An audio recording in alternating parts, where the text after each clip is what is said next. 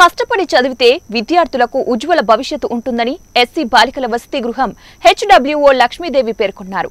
స్థానిక బాలికల వసతి గృహంలో నిర్వహించిన 10వ తరగతి విద్యార్థుల వీడ్కోలు సభలో ఆమె మాట్లాడుతూ ప్రతి విద్యార్థి తమ తల్లిదండ్రుల ఆశయాలకు అనుగుణంగా కష్టపడి చదివి ఉన్నత శిఖరాలను చేరుకోవాలని అన్నారు. తల్లిదండ్రుల కలలను నిజం చేయడానికి శక్తివంచన లేకుండా కృషి చేయాలని కోరారు. అనంతరం విద్యార్థులు నిర్వహించిన సాంస్కృతిక కార్యక్రమాలను అలరించారు. ఈ కార్యక్రమంలో హెచ్డబ్ల్యూఓ బాలమ్మ, మధుసూదన్ రెడ్డి, హరికృష్ణ, సుభాన్, ప్రసాద్ తదితరులు పాల్గొన్నారు. రేపు మీరందరూ మా కుర్చీలు ఆక్యుపై చేయాలి. ఎలా చెప్పండి?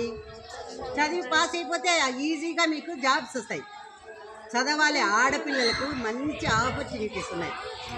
మీరు చదువుకుంటే చాలు. మీ అమ్మ వాళ్ళు చూడు ఈరోజు ఎంత అందంగా అద్దాల్లో చూసి తయారైనారు కదా.